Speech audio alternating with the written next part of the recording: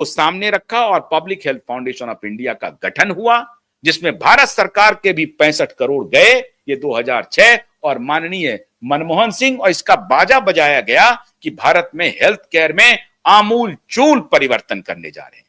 और उसी दौरान दिल्ली के साउथ दिल्ली में कैपिटल कोर्ट भवन बना, जहां से यह पूरा खेल होना शुरू हुआ। और फिर उसके बाद जब बिल एंड मेलिंडा गेट्स को पहली एंट्री भारत में हो गई, तब ये धीरे धीरे जो दूसरे इंस्टीट्यूशन है गेट WHO को सबसे बड़ा प्राइवेट डोनर बना bill and Melinda Gates foundation, क्योंकि इनको मालूम था कि अब सरकार को तो हमने कब्जे में कर लिया है, अब इंटरनेशनल एजेंसी को कब्जे में करना है। तो इन्होंने WHO में भी फंडिंग करना शुरू किया। फिर उसके बाद जो लांसेट जर्नल है, नेचर जर्नल है, उसमें निवेश करना शुरू किया। निवेश इन्होंने कहां किया? इसके पहले फार्मा कंपनियों में किया। जो साइंटिफिक जर्नल्स है उसको इन्होंने निवेश करना शुरू किया, और बाकी जो जैसे वैक्सीन वगैरह का जो मैन्युफैक्चरिंग वाली कंपनी है उसमें निवेश करना शुरू किया, क्योंकि अंततः इनको महामारी पर ट्रांसमिट होना था।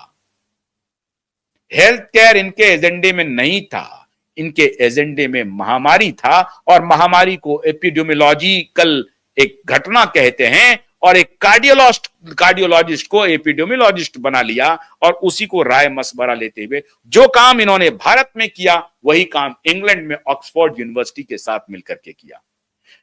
University, Minnesota university, Harvard university, Princeton university, इन सभी यूनिवर्सिटीज में Bill and Melinda Gates Foundation ने पंप करना शुरू किया पैसा। और जहां जहां हेल्थ केयर के स्रोत थे जो कि सवाल उठा सकते थे, उस सारे सवाल को सकता था मेडिकल जर्नल, उसको भी खरीद लिया।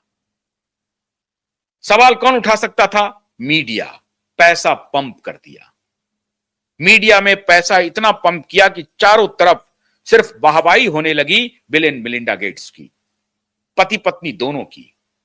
और फिर 2006 में जब इन्होंने public health foundation of India बना लिया, फिर 2009 में इनका खेल शुरू हुआ, और उसके बाद एपिडेमिक पेंडेमिक आना शुरू हुआ। 2009 में इस फाउंडेशन ने एक और कृत्य किया, जिसे मैं नहीं कह रहा हूं, ये कांग्रेस की सरकार थी। कांग्रेस के सरकार के जमाने में इन्होंने गुजरात और आंध्र प्रदेश में आदिवासी बच्चियों पर, 16,000 बच्चियों पर, आदिवासी बच्चियों पर मर्क कंपनी के साथ मिलकर के ट्रायल किया दवाओं का, वैक्सीन का, जो HPV वैक्सीन कहते हैं, उसका ट्रायल किया, और उसमें 9 बच्चियों की मौत हो गई। दवा जो दिया उसमें 9 बच्चियों की मौत हो गई। इकोनॉमिक्स टाइम्स ने रिपोर्टिंग किया, बात पार्लियामेंट में उठी, पार्लियामेंट की पार्लियामेंट्री कमेटी बनी, पार्लियामेंट्री कमेटी जांच करने गई। ये कांग्रेस की सरकार है, ध्यान रहे, मोदी जी की सरकार नहीं है, ये कांग्रेस की सरकार।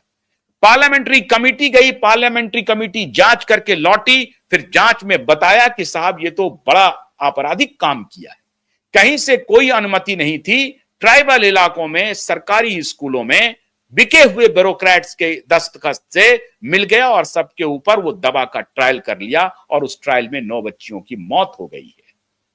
कई परेशान है, कई का तो जीवन, अगर वो बच गई हैं तो उनका जीवन समझिए नर्क हो गया है। इस फाउंडेशन के ऊपर प्रतिबंध लगा, ब्लैकलिस्ट किया गया, उस कंपनी को ब्लैकलिस्ट किया गया, और ये फिर कुछ दिनों तक ये शांत रहा। उसके बाद ये लगातार भारत के विभिन्न मुख्यमंत्रियों को, जिसमें माननीय नायडू, माननीय नीतीश कुमार, ये बेचारे इन नेताओं की कोई गलती मैं नहीं कहूंगा, कोई गलती नहीं करूंगा, क्योंकि नेता को नहीं मालूम है। नेता को तो जो उनके एक्सपर्ट बताते हैं वो उनके इशारे पर चलते हैं, वो जो कहते हैं, डॉक्टर एक्सपर्ट हैं, ब्यूरोक्रेट हैं, वही इनको बताते हैं, ये बताते रहे। 2009 में ये घटना हो गई। 2006 में पब्लिक हेल्थ फाउंडेशन के बाद सरकार की जितनी नीतियां बनती थी हेल्थ केयर को लेकर के, वो सब बनाने का काम public health foundation of India ने शुरू कर दिया। और फिर public health foundation of India in association with Indian council of medical research, ICMR, जो रिसर्च इंस्टीट्यूशन है भारत सरकार का, उसमें भी दखल हो गया, और अब तो bill and Melinda Gates foundation और आईसीएमआर मिलकर के शोध का काम कर रही है। एजेंडा क्या है? वो जो फार्मा कंपनियों में जो इन्वेस्ट किया हुआ है ना, उसकी दवा कैसे बिके, वो वैक्सीन कैसे बिके, सामने में आपके सामने ये फिलैंथ्रोपी बने हुए हैं, लेकिन काम हो रहा है दवा कंपनियों का। और वो सारी एजेंसी जो पॉलिसी बना रही है, जो रिसर्च कर रही है, scientific journal, scientific research organisations, CDC, CDS, जो drug control association, drug control department है, वो इन सबको धीरे धीरे धीरे धीरे पब्लिक हेल्थ फाउंडेशन के लोगों में, जिसमें कि bill and Melinda Gates foundation के लोग सबसे ज्यादा थे, उन्होंने कब्जा किया और अपनी दवाओं को बेचने का पूरा धंधा, पूरा तंत्र खड़ा कर लिया। 2006 से लेकर के 2014 तक में लगभग 9 वर्षों में, 8 वर्षों में पूरे भारत में बिल एंड मेलिंडा गेट्स ने सरकारी संस्थानों में वो इंस्टीट्यूशन खड़ा कर लिया जिसके खिलाफ जाने की किसी की हिम्मत नहीं रही। और ये हालत, ये ऐसी स्थिति हो गई मित्रों कि हर जगह उन्हीं के लोग थे, तो मोदी किस किस से लड़ते? मोदी का लड़ना मुश्किल हो गया और फिर वही लोग मोदी को फंसाने की कोशिश किया कोविड के दौरान। अब Bill and Melinda Gates foundation, Rajiv Gandhi foundation को गेट्स फाउंडेशन की तरफ से और अलग अलग जगहों से 118 करोड़ रुपए की फंडिंग होती है।